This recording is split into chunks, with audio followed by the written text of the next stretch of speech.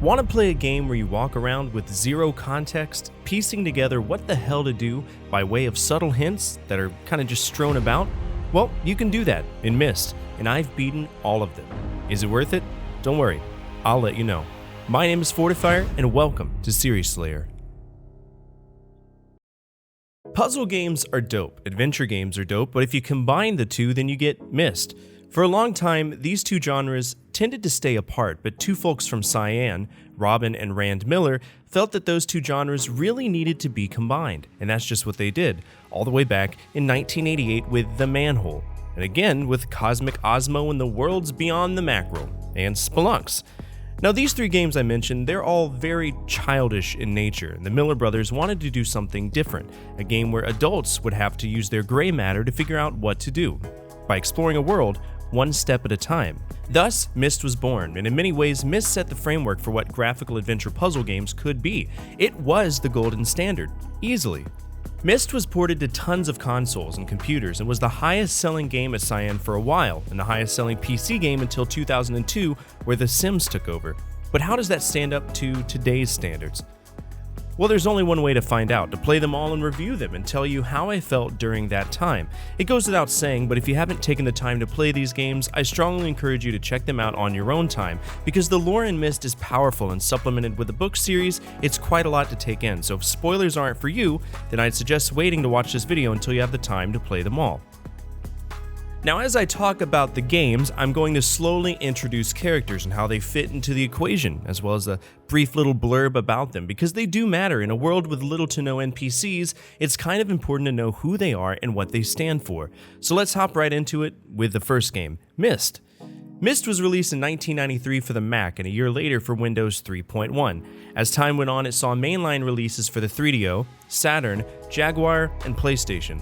Since then, it's seen releases on pretty much any and every console that could render the graphics, and that's mostly due to 4 different re-releases.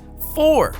We got the Street Fighter II treatment going on. In the game, you play as the protagonist, the stranger. No, you'll never have a name, and that is just a common trend in all the games. You're simply known as the stranger. Somehow you manage to fall through a starfisher and end up on Myst Island with nothing to do, no hints, no direction, and somehow you're expected to work your way through the puzzles to find the end goal. Yeah, and at least that's what it seems like you need to do at first. Lucky for you, there's a secret room to the left of the starting area, but first you need to find a clue on what to do inside the room, which again, lucky for you, someone left a note for you saying put the number of switches on the island in the imager. By clicking your way through the island, you find 8 switches, go to the secret room and see a video by a dude named Atris, addressed to Catherine, saying that he's in dire straits and thinks that one of his sons has caused the destruction of many of the ages in Myst Island. So as you can see, even without diving into the game itself, there is a subtle little plot going on, and as we go through, we'll figure out where everything fits into the game. But like I said, the dude in the imager is Atris, who is the father of 2 kids, Cirrus and Akanar. We'll get to them in a second. Atris is a member of the Dunny people with the ability to create ages due to the art being a way to create things with words. They're able to create worlds or ages inside of books because of some mystical power, and Myst is one of those ages, the island that we're currently on. It's a sort of island transport between the ages, and it will become a trope in all of the Myst titles. Catherine, who he mentions, is his wife, and that's all you need to know for now. So Atris tells you need to rotate the tower to solve the puzzles, and he mentions a library. Once you make your way to the library, you'll see a red book and a blue book. Now, there are many books that we mentioned due to the art. You've got age books, you've got linking books, which will move you between the ages, and then finally, prison books, which hold people inside of them. And these are those. These red and blue books are both prison books, and each of them houses a son of Atris. In the red book, we have Cirrus, who is played by Robin Miller, one of the directors, who is an absolute sociopath that became obsessed with money and control. The blue book houses Akanar, who is played by the other director and also the actor of Atris, Rand Miller. Akanar is a total fucking psychopath who loves BDSM, torture, and sexy times. If you read their books, both will have broken messages that ask you to find their pages. So cool, we have some objective, right? You turn the tower into the age you want to go to, which include Myst, Stone Ship, Mechanical, Channelwood, and the Selenetic age. As you go through each age, you'll solve more and more puzzles, finding red pages or blue pages in the residences of Sirius and Achenar in each age. If you collect the pages, the brothers will eventually turn on each other and start implicating the other in malfeasance, but in reality, they both led to the downfall. They're both assholes. So if you put all the pages together and touch a book, you'll effectively swap places with them in the prison book forever. Now, the correct way to play the game is to go all the way through the levels until you see a Myst linking book in each age, before finding the last one and getting a hint that the green page is hidden in Myst underneath the switches. Using that page, you enter Dunny, where Atreus is being held prisoner, and free him forever.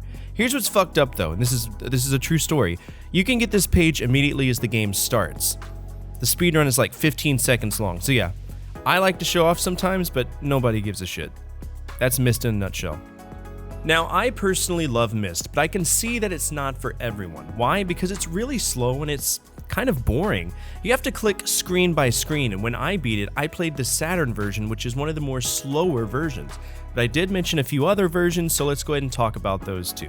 The first remake was Myst Masterpiece Edition. Instead of a shitty 256 8-bit colors, you get a whole whopping 24 true-bit! It had new music and the sound effects were better. Then we had Real Myst Interactive 3D Edition, which let you physically walk around the game, which wasn't something we saw until Myst 5, End of Ages, and it also had an additional age, the Age of Rhyme. The most recent remake was a complete overhaul with a Unity engine, and personally, I don't like it.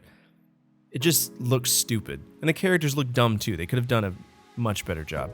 I think the selling point for that is that you could play it in VR, but honestly, no thank you. Hard pass. The next game in the series was Riven. Riven was a massive undertaking, so much so that it takes about 5 discs to play it, on PC as well as PS1, and 4 on the Saturn. So much energy and effort went into making this game what it was, and their production value was spot on. Storytime though. Riven is an age created by some dick named Gain, who happens to be the father of Atreus, the guy that you meet at the end of Myst. On Riven, 30 years before the events of Myst, Sirius and Achenar, presumably before their imprisonment, tricked Catherine, their mother, to going to Riven where Gain imprisoned Catherine, but not before Catherine dumped the final linking book out of Riven, which was known as Myst, into the Starfisher where the original game's events take place. So in some way, the events on Riven took place slightly before Myst, but by the time you get there, they take place after Myst, so that's all you need to know. We're here on Riven, and Atreus has this idea of saving his wife and imprisoning his father. That's it. From that point on, you travel through all of these islands on Riven, which takes place on a specific disc. On the PS1 version, that means that the landing island was on disc 1, the first level on disc 2, second on 3, and so forth. So at the end of the game, going to the final area to the beginning means 4 different disc swaps, which can get kind of annoying, but you do get used to it. The whole idea is that we're helping Atreus imprison Gen, we're saving his wife, and we're escaping by creating another Starfisher. There's tons of things to do and tons of ways to fuck up. And if you fuck up, you can have the luxury of experiencing the 11 bad endings of the game, all of which result in your death. Riven to me was a solid 10 out of 10. I consider it one of the best PS1 games that I've played to date, and for good reason. It's a fucking masterpiece. I strongly suggest you check it out. The third game was Myst 3, Exile, which showed the series returning to its roots. 10 years after the events of Riven, we magically show up on Tamana, home of Atreus and Catherine and their new daughter, Yesha. Atreus, being the mad lad that he is, he wants to brag about this new age that he created, Relishon, and invites you to check it out. But before we can get there, this really strange hermit dude, Savidro, throws a firebomb and steals the Relishon book. And Atreus is like, "Oh no!" and asks you to go get it. Some friend, huh? We oblige and travel to 4 different ages, Janine, Adana, Voltaic, and Amteria, solving puzzles and eventually making our way to Narayan, where we encounter Savidro holding the Relishon book hostage, so naturally we have to get it back by tricking him and making a deal with him. This is the point of no return. If you mess this up, you either lose the book or get a swift high five from the club that he loves to swing around. And let me tell you something, he loves to swing it around. If you do it right, you'll get the book and can either free Savidro or let him go. I personally let him go. Here's the reason. There aren't many antagonists that I can relate to with on a personal level. Savidro was a scholar who was asked by Atreus to teach Sirius and Achenar the ways of their people, and in turn, the brothers enslaved his people. Treated him like shit, and in his slow descent to insanity, believes his family was killed by them. In reality, his family is secretly alive, and while the sons were imprisoned, as we know from Myst. In the final choice, when you let him go, there's a moment where he salutes you. It's like in your decision to help him escape, he gathered a bit of faith in humanity, that not everybody is evil. I absolutely love this guy, but not so much the game. It was really hard, but not nearly as hard as the next game. Game 4 was an oddity. Uru. Now, Uru, however you want to pronounce it, has a really messed up backstory because it was meant to be part of a much larger game, MMORPG called Uru Online. Uru Ages Beyond Myst was the single-player component, and there was a shit ton of expansions planned for it in a multiplayer setting, but it was canceled until GameTap took it over, and even then, Myst Online, Uru Live, only lasted like a year before it was canceled again. So, anyway, we start the game with... Wait, what? This looks fucking weird. Over the shoulder? That's fine. Just press 3, you'll be good to go. Puts it in first person. You're in New Mexico in the desert. See that hole in the ground over there? That's the rift. The whole point of the game is to find these handprint tapestries called journey cloths, and you have to touch 7 of them, and then you'll be teleported to another age where you can unlock totems, and that's basically it. You're learning lore about the rebuilding of ages and the prophetic grower. By the way, we meet Atreus' daughter Yisha, who's 30 in this game and has a Mike Tyson tattoo.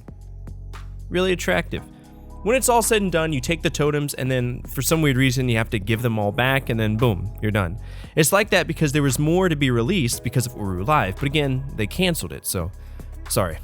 The 5th game was Myst Revelations, which was, I mean, it's good, but let's take a look at a few things, okay?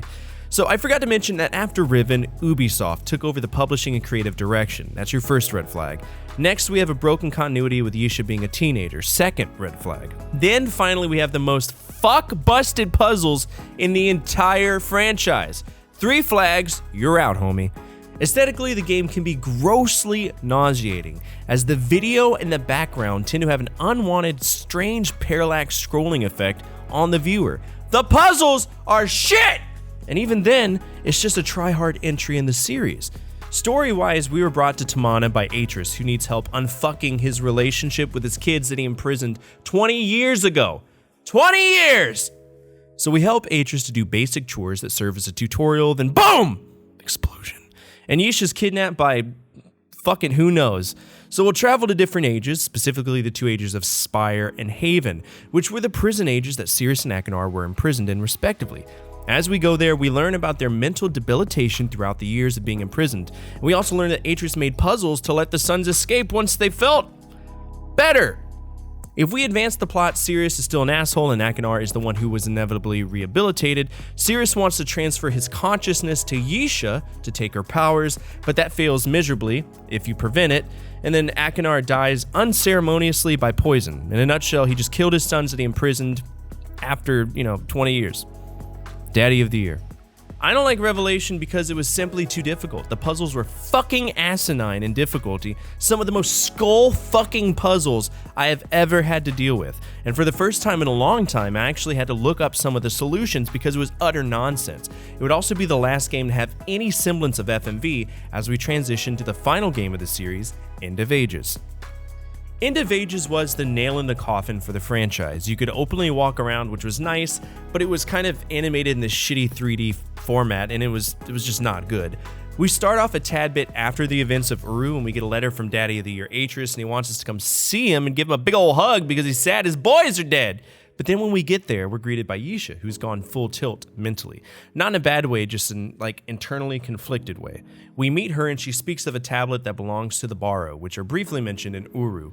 Escher, another character that we meet, wants the tablet to free the Dunny, but as we go through the 4 ages, we kind of get the idea that he's a power-hungry asshole. But before we can give it to anyone, we just need to learn the mechanics of the game.